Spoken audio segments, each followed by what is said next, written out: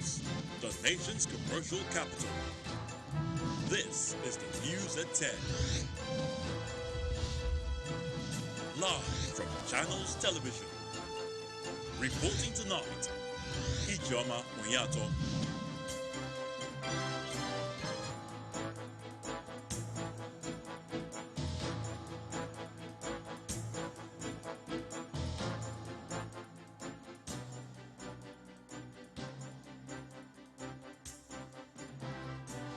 Hello and welcome. Another disruption of the university system looms in the country as lecturers give strike ultimatum to the federal government. African leaders meet in Durban, South Africa. President Buhari advocates collaboration on policies and investments within the continent. Lagos State Judicial Panel on Restitution of Victims of SARS submits its reports.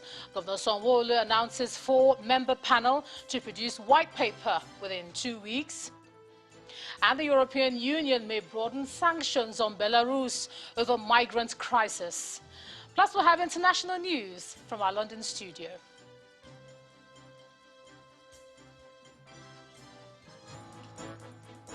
On business news tonight, Nigeria's headline inflation rate drops to 15.99% in October amid rising commodity prices.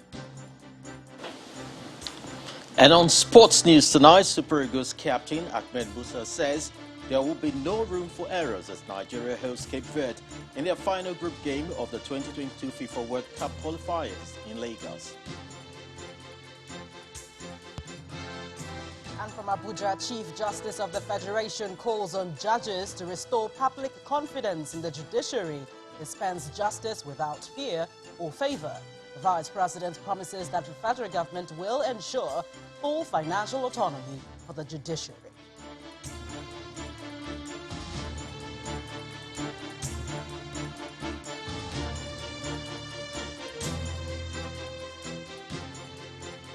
It appears urgent action may have to be taken to avert another shutdown of the nation's public universities. And this comes as members of the Academic Staff Union of Universities have issued a 3-week ultimatum for the government to address all issues contained in their December 2020 collective bargaining agreement. Speaking at a news conference in Abuja, the ASU president, Professor Emmanuel Oshodeke, says none of the issues in that agreement, including unpaid academic earned allowances for their members and the release of funding for the university's revitalization, has been addressed since the agreement was reached last year. ASU suspended a 9-month strike in December 2020 after a series of negotiations with the federal government.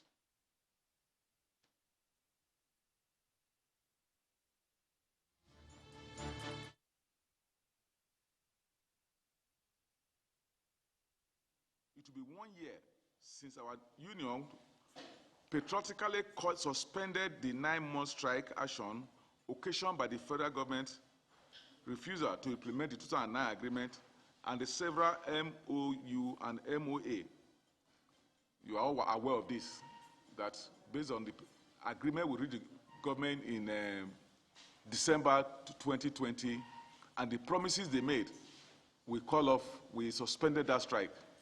But unfortunately, as we speak so, virtually all the items in that MOA have not been implemented. The 30 billion revitalization fund for public universities purported to have been kept in a dedicated account at the central bank was yet to be disbursed, even when the majority of vice chancellors have successfully defended their proposals as condition precedent to accessing the fund. 2, earn academic allowance. Similarly, as at today, that fund have not been released to the universities. And our union yesterday have given the government 3 weeks. 3 weeks within which to address all these issues, or the union will meet to take further action. It is painful that our union may soon have no other way of securing the pension of FGNSU collective bargain agreement and redressing the criminal neglect of welfare of our members by state government. Government of Nigeria should be held responsible. Should ASU be forced to activate a strike, it's patriotically suspended on 23rd November 2021. Now, this face-off between the Academic Staff Union of Universities and the federal government has been on for many years, with its attendant crippling effect on academic activities. This next report looks at the past shutdowns and their effect.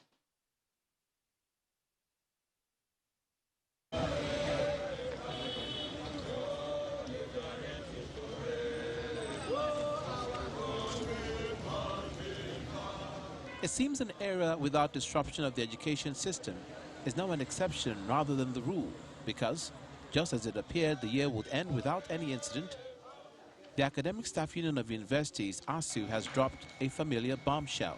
We call on all patriotic Nigerians and lovers of Nigeria to prevail on the federal government and state government to act fast to prevent another round of crisis in the Nigerian university system.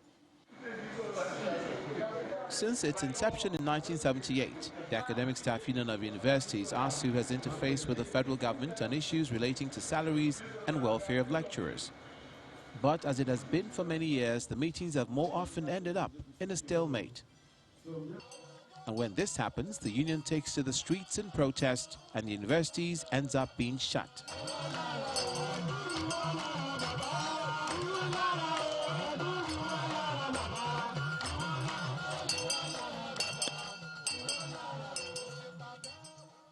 It is tantamount to saying that the federal government is not interested in human capital development. Yet they expect us to be happy on the job when we cannot pay our utility bills, hospital bills, or school fees of our children. Those at the receiving end are students who face several agonizing months of idleness at home. The federal government has always maintained that education remains a top priority. But what will make that stance believable in the minds of those seeking an end to the seemingly endless battle with ASU will probably be beyond the signing of documents. There must be a commitment to ensure all that's been agreed is followed through to the letter. Now, let's get a bit of perspective on this issue. I'm now being joined on the news at 10 by an industrial relations expert, Mr. Monday Ajay. He joins us from Abuja. Thanks a lot for joining us on the news at 10. Thank you for having me. Yeah, now we find ourselves in this position yet again. Why is it so difficult for the parties to just agree and then stick to what has been agreed? In every agreement, it takes a mature individual to take decision and also implement the decision that they've agreed upon. Regrettably, in Nigeria, it has been a culture, especially on the part of the government, when it's time for them to act towards the implementation on their own side of the contract, it has been an endless story, as if they were in the first instance forced into this agreement. But as we have it generally, it's a Nigerian factor that we need to collectively address so that this crisis we are seeing on a daily basis, which are avoidable in the first instance, can really be contained, and then the society will be peaceful, and then everybody will play their role towards the improvement of the society. Regrettably, that's not the case we have in Nigeria. When you go into agreement today, tomorrow, when it's time to implement the terms of the agreement, it has become another issue entirely. And that is a sharing of hope and a sharing of purpose towards going into contract or agreement, which is missing in our own climate. Very, very unfortunate. Yeah, some of the major issues the lecturers are talking about are unpaid salary arrears, and then obviously the issue of release of funding for university revitalization. And that issue remains unresolved to this point. Other than ultimatums and then going on strike, what do you think what are the options that are open to them at this point? The issue of ASU strike, as we speak, is a pathetic one indeed, because when you look at it from the legal point, you discover that they have little or nothing to enforce, because the agreement per se is what we regard to as a collective agreement, which is not enforceable per se under our law. Because when you look at the provision of our law, there is this doctrine we call doctrine of privity. That is, it's only a party to an agreement that can enforce or approach a court of competent jurisdiction for the enforcement of such agreement. But when you look at it again, by the enactment of our law, that's the law that established the National Judicial Court, give that court power to interpret and also enforce collective agreement. And that's the option that is left for ASUU to take. But the fear that we're also having is that ASUU as a body is an institution. And an institution cannot, and not individual can apply for the enforcement being reached. But that's why they find it difficult now to approach court all these years.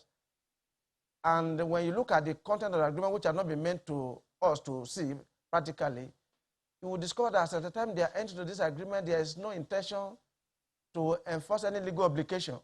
It's just like gentleman agreement. The only option left for ASUU in this circumstance is to sit down on a round table, because we are talking about how many years ago that this issue has been agreed upon. It is now the duty of ASUU to come back to reality and meet with the appropriate authority and even carry along some other organization that will have sympathy for them, because as I speak, it's no longer ASUU affair. They cannot win this battle alone. There is need for them to carry some other association along so that they will be able to achieve the desired end of their aim towards this strike. Because as we speak, it's no longer the issue of strike. Strike can no longer solve this problem because it has been abused on several occasions. I sympathize with them. It is their right, and they have the right to embark on strike. But what we are saying, when you're using a particular drug to cure a particular ailment and does not provide solution, there is need for you to strategize. And the only thing for them to do now is to come to a round table and have a frank discussion with the federal government by carrying some other body along, like labor union and some other union that has sympathy for their cause, so that at the end of the day, they will be able to reach a concrete agreement that is enforceable, and at the end of the day, both parties will be happy at the end of the day. Okay, finally now, we continue to talk about the falling quality of graduates that our schools are producing, yet the schools appear to be more closed than they are open. In looking at what you've said about the quality of people who should be at the table, what is the first thing you would advise them to do when they sit down at that table, beyond the discussion of how much it will take to get the lecturers back? See, in every agreement, there is this give and take policy. You can't come to the table for settlement or conflict resolution and you still stand on your position or ground that it must be A or S. You will not go back to your work. Let's get it clear. I'm not saying ASUU does not have the right to embark on strike. That's not my position. They have every constitutional right to embark on their strike and do what they are doing. But what we are saying is that what they're supposed to do at this stage is for them to come to the round table. Not only them, they should want the sentiment of other institutions, other unions, like labor, which is the parent body of all unions in Nigeria, to come together and tell the whole world that, look, we are back to this table. We have suffered a lot, and now we are back because we put the interest of this student at heart, and that's why we are here. And the world should watch us that anything we are going to do at this stage should be implemented, so that by the time we go back to where we are coming from, nobody will blame us. Then at that stage, the whole world will have sympathy for them that, look, these people have exercised enough patience. Now it's left for either the government to play the outside of the government. But if they are doing it alone, I don't think they can achieve much, because that has been the cause of action that they are making on strike all this while, and there have not been any result. All right, Industrial Relations expert, Mr. Monday Ajay, thank you so much for sharing your thoughts with us on the News at 10 tonight. It is a pleasure. Thank you for having me. In part 2, after the break, Lagos State Judicial Panel on Restitution of Victims of SARS submits its report. Governor Sanwo-Olu announces 4-member panel to produce white paper within 2 weeks. That's in a moment. Do join us again.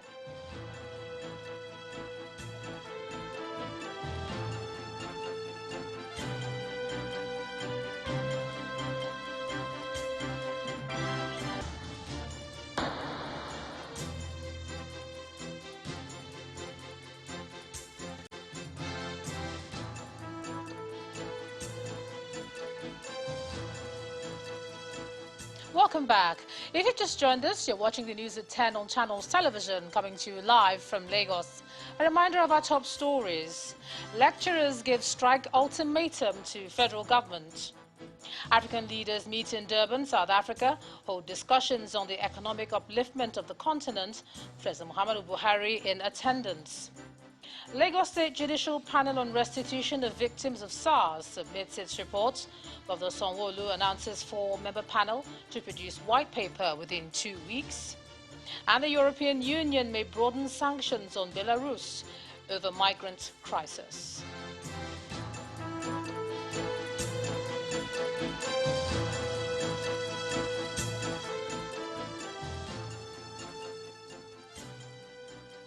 The second edition of the Intra-African Trade Fair has opened in Durban, South Africa.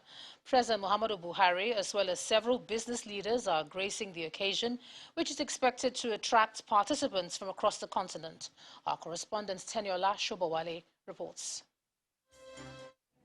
Several African leaders, including President Muhammadu Buhari, and business leaders from across the continent, gather at the Durban International Conference Center for the second edition of the Intra-African Trade Fair. Hosted by the African Export-Import Bank and the South African government, the trade fair is expected to attract about 10,000 buyers and sellers and generate $40 billion in trade deals.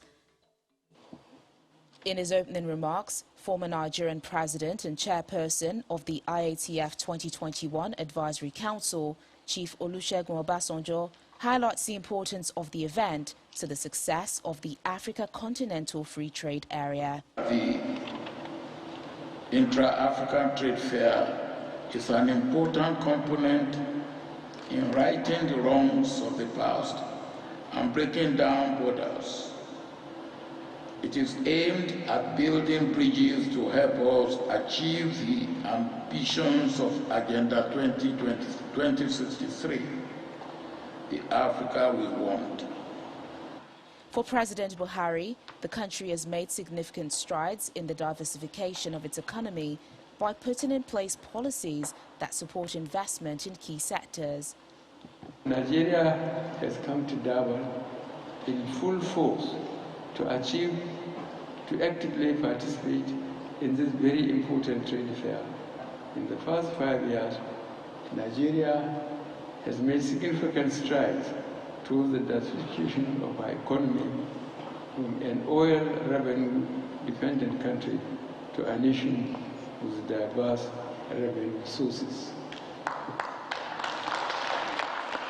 We were able to achieve this by putting in place fiscal, monetary, and trade policies that support investments and investors in key sectors.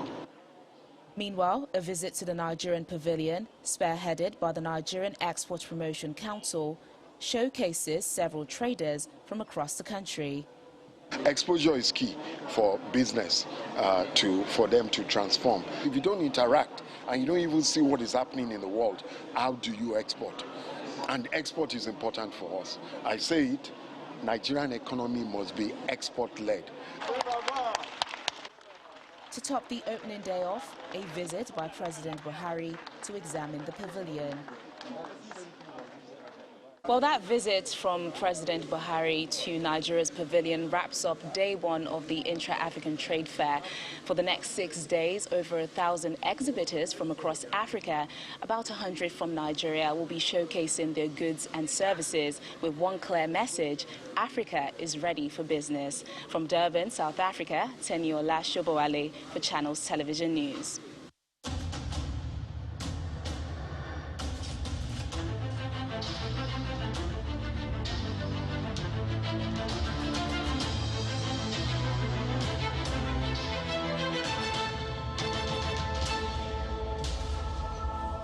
After a year of sitting, the Lagos State Judicial Panel on Restitution for Victims of SARS-related abuses and other matters has submitted its report to the state government. The panel submitted its report today to Governor Babajide Sanwo-Olu at the Government House, Alausa, Ikeja. Chairman of the panel, Justice Doris Okuobi, urged the state government to set up another body to examine the petitions which could not be looked into within the time frame. As much as the panel desired to have taken all petitions of petitioners, the ones not taken by the panel were those who did not comply with our rules of proceedings, which we had to amend midway to fast-track the process of the hearing. So we are left with 40-something petitions actually not taken, which are still pending for hearing. In the report we are about to present, we've made recommendations for a body to take over the human rights abuse cases in Lagos State, which we hope the government would send these other matters not taken for consideration. Governor Sanwo-Olu, who commended the members of the panel, also announced the setting up of a 4-member panel headed by the Attorney General of the state to consider the submitted report and release a white paper in not less than 2 weeks. This is important for us to put on record that the panel, in our view, has been totally independent, and nobody that I'm aware of had asked them to do anything they do not wish to do. And so it's important for us to say that the conduct and proceedings of the panel has been, in my view, very, very commendable. And I also want to say that the people, the government of Lagos, and indeed the nation, will indeed be thankful to this panel. History will judge them, and I imagine it will judge them well. I'm believing and I'm trusting that this process will help us to start the very difficult process of proper reconciliation, restitution, bringing together of everyone that must have, in one form or the other, been affected by either the police or any of our citizens that must have been wronged by one form or the other. Meanwhile, a member of the panel, Mr. Ebunwolu Adegborua, is urging the Lagos State government to fulfill its promise and make the findings and recommendations of the panel public. In a statement, the Senior Advocate of Nigeria commends the governor for granting autonomy to the panel as it carried out its assignment, noting that the panel made far-reaching recommendations on major actors found culpable. But he faults the state government's decision to set up another panel to review the outcome of the judicial panel. In his words, having tendered documents before the panel and led witnesses to take a position on the incident at the Lekki toll gate, it would be unfair and improper for Lagos State to be a judge in its own case by seeking to review the report of the panel. He says he will never subscribe to anything that would amount to covering up the report of the panel, and vowed to state the full contents of the report if the promises are not fulfilled. Meanwhile, the panel has made its findings and recommendations known. Let's look at some of it now. The panel states the Nigerian army shot, injured and killed unarmed, helpless and defenseless protesters without provocation or justification while they were waving the Nigerian flag and singing the national anthem, and the manner of assault and killing could, in the context, be described as a massacre. The panel also found that the conduct of the Nigerian army was exacerbated by its refusal to allow ambulances render medical assistance to victims who required such assistance. The army was also found not to have adhered to its own rules of engagement.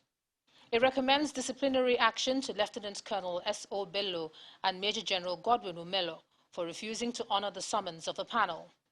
All officers, excluding Major General Omata and men of the Nigerian Army deployed to the Lekki toll gate on October the 20th, 2020, be made to face appropriate disciplinary action and stripped of their status and dismissed. It recommends that all those arrested in the course of the protest be granted bail and prosecuted for any offense that may have been alleged against them, and that the Nigerian army be discouraged from intervening in internal security. The panel, having found that the use of social media played significant roles in escalating the crisis, appeals for restraint in spreading unverified pieces of information to the general public.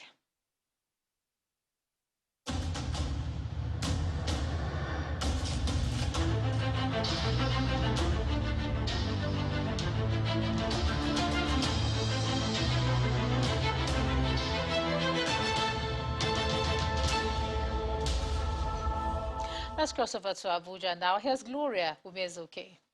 Gloria?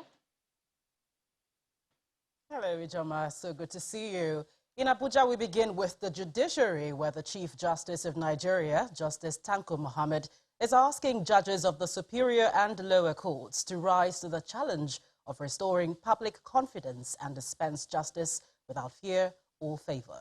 Justice Muhammad also adds that the timely intervention of the judiciary saved the present democratic government from a probable collapse. The CJN was speaking at the All Nigeria Judges Conference in Abuja, where the Vice President also promised to grant the judiciary full autonomy.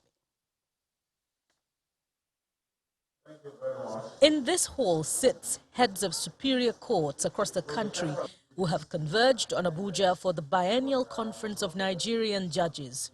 Those in attendance include Vice President Professor Yemi Osinbajo, who is representing President Muhammadu Buhari.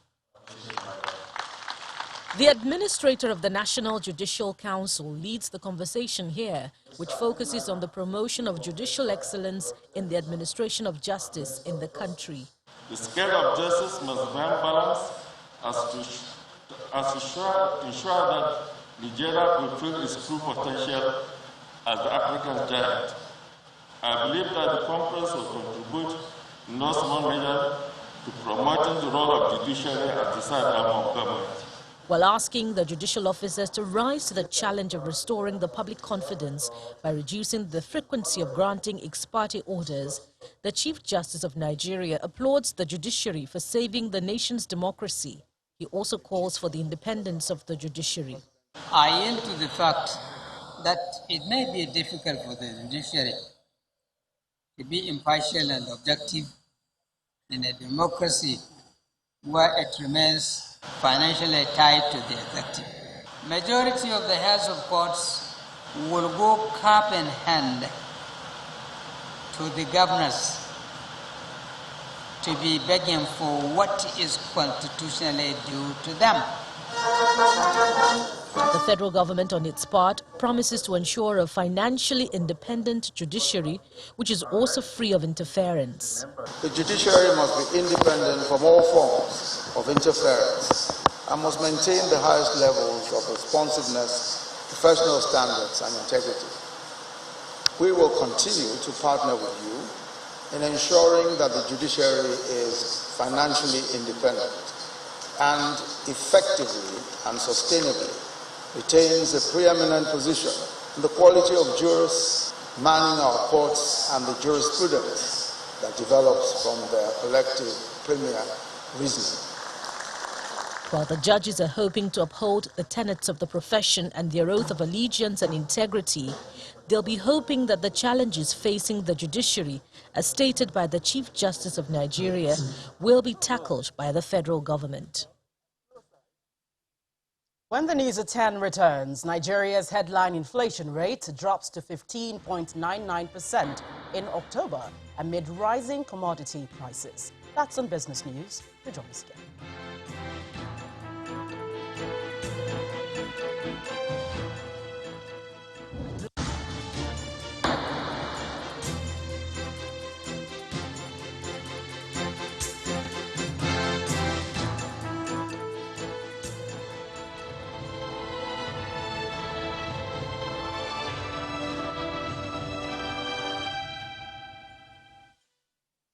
Welcome back. The Presidential Steering Committee has announced a possible resumption of flights between Nigeria and the UAE as it concludes discussions with the Middle Eastern country.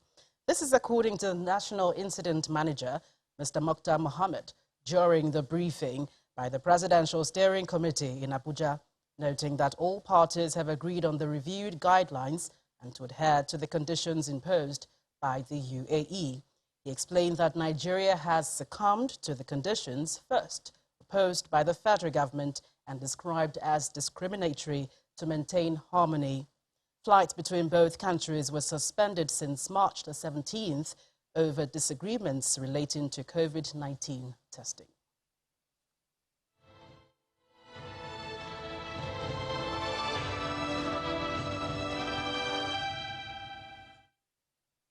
To security, the Inspector General of Police, Mr. Usman Alkali Baba, says more needs to be done to devise new strategies to contain emerging security threats. He made the comment at the opening ceremony of the second edition of the Interpol Week in Abuja. Our correspondent, Kayla Megwa, reports. Operation Delilah, Operation 30 Days in the Seas, Operation Falcon, and Operation Waterfall. These are just a few of the operations Interpol in Nigeria have engaged in since 2019 in its bid to apprehend criminals evading justice in the country.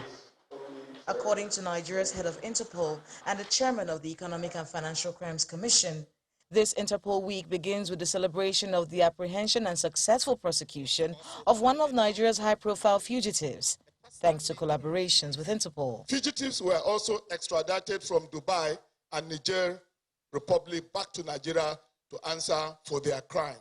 Sir, among these are former Minister of Justice and Abdurrashid Maina. Similarly, suspects have been arrested in collaboration with our international partners for cybercrime, which resonated across the world. We succeeded in convicting 2 weeks ago to a cumulative prison sentence of over 60 years, in which properties worth billions of naira were, forfeited to the federal government. We couldn't achieve that without the workings of the Interpol. Recent successes recorded by Nigeria's law enforcement are thanks to the Gemini project and the I-247 data, which is being expanded to improve criminal information processing and global monitoring, ultimately resulting in faster and more efficient apprehension of criminals. For the level of criminality Nigerian law enforcement must deal with, Nigeria's Inspector General of Police believes more needs to be done. Despite these successes, a lot still need to be done.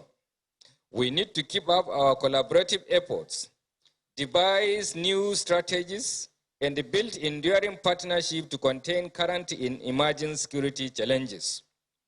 In this regard, we must appreciate the regular support of Interpol General Secretariat in availing us its tools and resources to aid our police operations, as well as in the training of our personnel and equipping our NCB. Crime and criminality are evolving daily. Archaic apprehension and investigation techniques will not be sufficient to tackle this. This Interpol Week is focused on learning modern techniques that evolve as fast as transnational crimes across Africa. Kayla Megwa, Channels Television News. Well, that's it from the nation's capital. It's back to Ijoma in Lagos for more on the news at 10. Thanks a lot, Gloria. The former Attorney General and Commissioner for Justice in Ogun State, Mr. Akingbolahan Adeniran, has given reasons for his decision to resign his position. In a statement released today, Mr. Adeniran says that he resigned for personal reasons and not over massive corruption claims, as purported in certain media. However, Mr. Adeniran, who handed in his resignation on November the 8th, 2021, gave the Ogun State government the assurance of his continued support.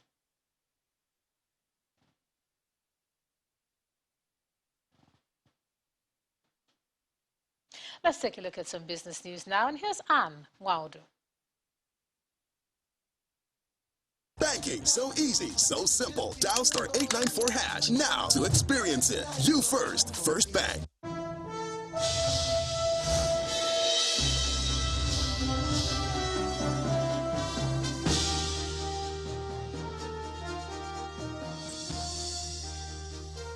Thank you, Ijoma. Hello and welcome to Business News. Let's begin with Nigeria's headline inflation, which has now dropped to 15.99% last month. And that's against 16.63% rate recorded in the month of September. According to the official data released today by the National Bureau of Statistics, the latest inflation rate was lower by 0.64% within the comparative month, but 1.76% higher than the 14.23% rate recorded in October last year. Also, the NBS report shows that the composite food index also dropped by 0.35% month on month, but then it rose by 0.96% year on year. Meanwhile, the NBS report also shows that on a month-on-month comparison, core inflation rate was lower at 0.80%. The urban inflation fell to 1.02%, while the rural inflation rate was down at 0.95% in the month of October. Intercontinental Distillers Limited has unveiled the new 37.5 centiliters and 75 cl pack sizes of Confirmed Bitters, and that's one of its numerous brands. The managing director of IDL, Patrick Angbe, says that it was the company's response to customers' demand. The unveiling was part of events that heralded the company's 2021 Distributors Award ceremony right here in Lagos. It's the 2021 Distributors Award ceremony by Intercontinental Distillers Limited, holding in Lagos.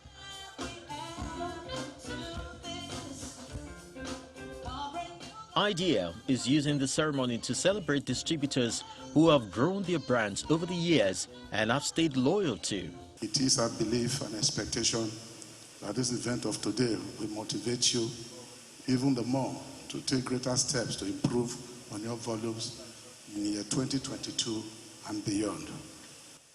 Last year, we were unable to organize physical award ceremony because of the outbreak of COVID-19 pandemic and the federal government restriction on social gathering. We are thankful to God that today, even though we are unable to gather in our usual large numbers, we are at least able to come together physically at this year's award ceremony. Why so?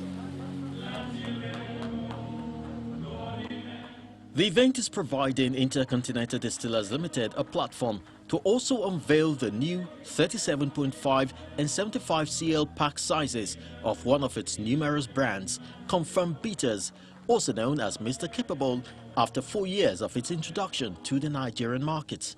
Whether Confirmed Bitters is taken for pleasure or for its detoxifying ability, or even perhaps to help in the other room, Confirmed Bitters is able and capable to go over and beyond.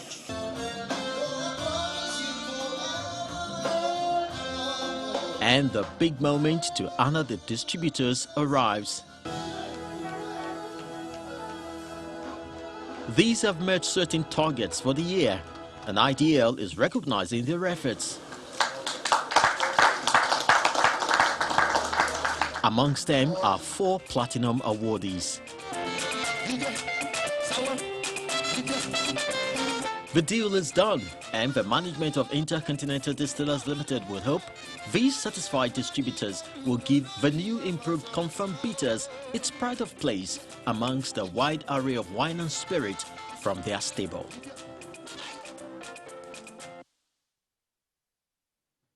The equities market opened the week on a negative note, and profit-taking is still continuing. Let's hear from Laddie Williams.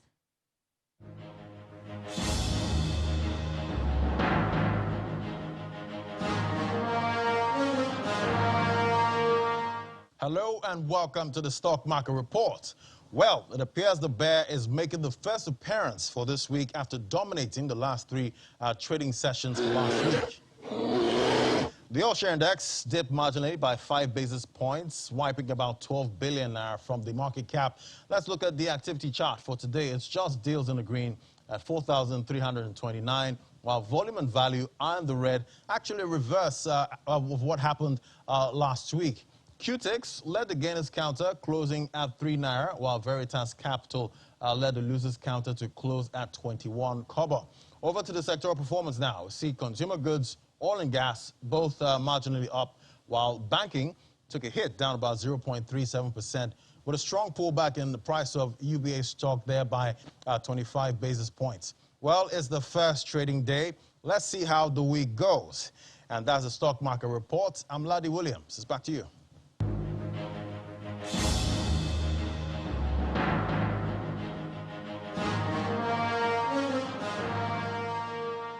Thanks a lot, Ladi. Meanwhile, let's take a look at the closing numbers for other major markets around the world.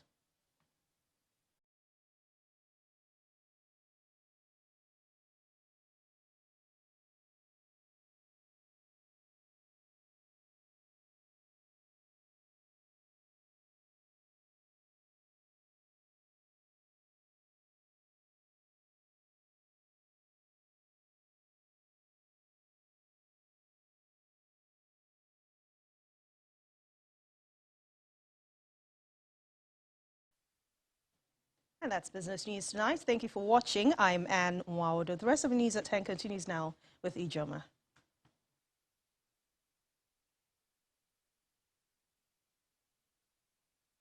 Banking so easy, so simple. Dial star 894 hash now to experience it. You first, First Bank. Thanks a lot, Anne. Still ahead on the news at 10, the European Union may broaden sanctions on Belarus over migrant crisis. And we have more international news from our London studio. So join us again.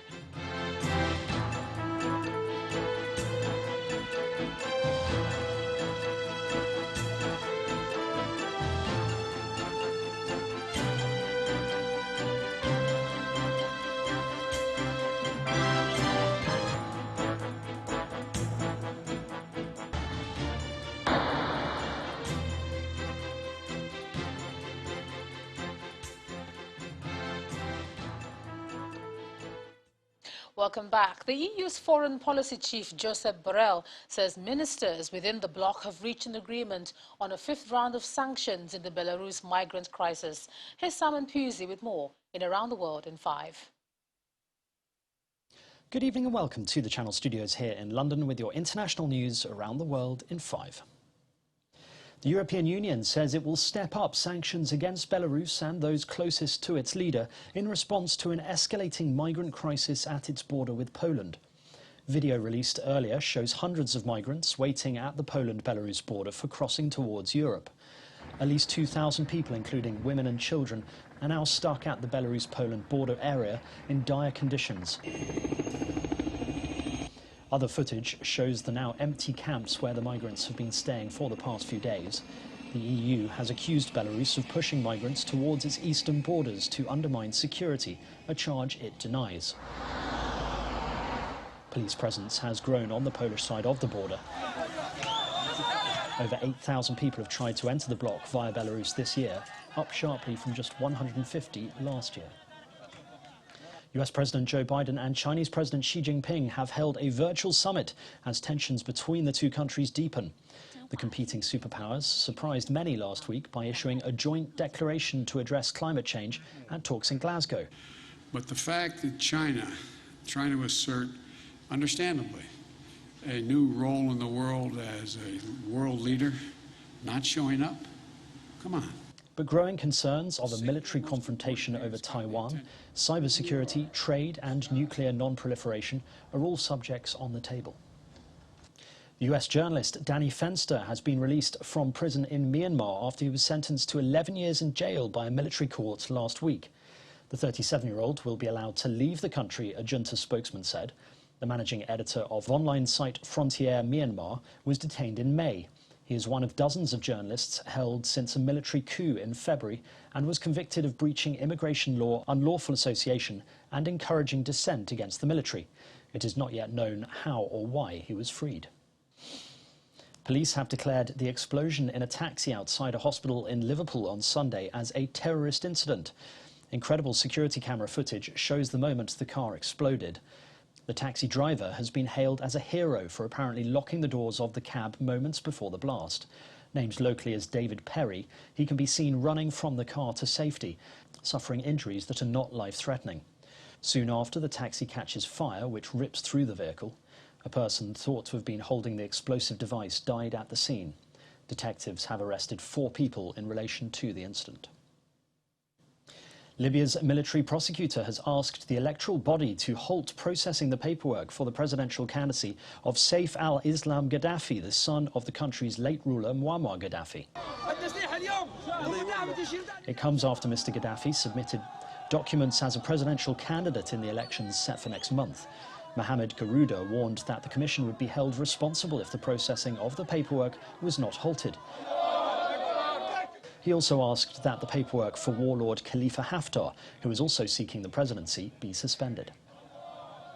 Cuban state security agents have blocked the organizer of pro-democracy rallies planned for today from leaving his home. Security forces surrounded the home of Junior Garcia and those of other leading activists. It follows protests in Miami and Florida about the government. The ruling Communist Party has banned the protests, which it says are US-backed attempts at overthrowing the government. India's Supreme Court has told authorities to shut offices in the capital of New Delhi and nearby cities, allowing millions to work from home as officials seek ways to reduce air pollution. Thick smog has descended on New Delhi, forcing the closure of schools. The Supreme Court has also ordered measures to halt vehicle traffic that is not essential, cut industrial pollution and limit dust. Authorities have been battling the toxic haze since early November. And finally, volunteer models decked out in elaborate priest garbs walked the runway to organ music in the cathedral of the Belgian city of Tournai in a rare display of religious clothing.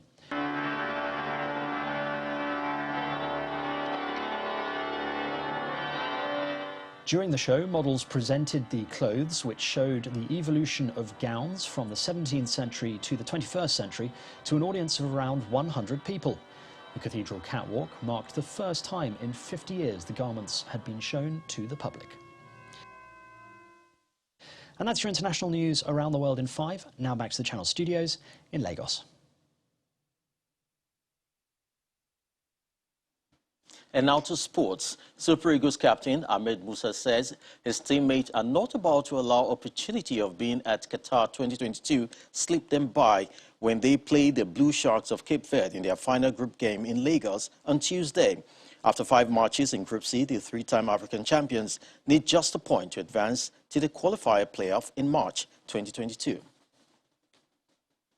With a number of teams already confirming their qualification for the 2022 World Cup in the last few days, organizers of the event in Qatar have started hoisting flags of countries who have secured their spot. World champions France, as well as Belgium, Denmark, Germany, Brazil, have gained their place at the tournament. Croatia, Spain and Serbia have also secured their spot at the world's biggest football event. That'll be all on sports. Back to you, Ijoma. Thanks a lot, Chris. And the main news again. The Lagos State Judicial Panel on Restitution of Victims of SARS today submitted its report after about 1 year of sitting. Governor Sanwo-Olu, who received the report, announced that the 4-member panel has been set up to produce a white paper on it within 2 weeks. However, the report, which is yet to be released by the state government, has it that the panel states that the manner of assault and killing at Lekki could be, in context, described as a massacre. That's the news at 10 tonight. Thank you so much for staying with us. I'm Ijoma Kunyato. Good night.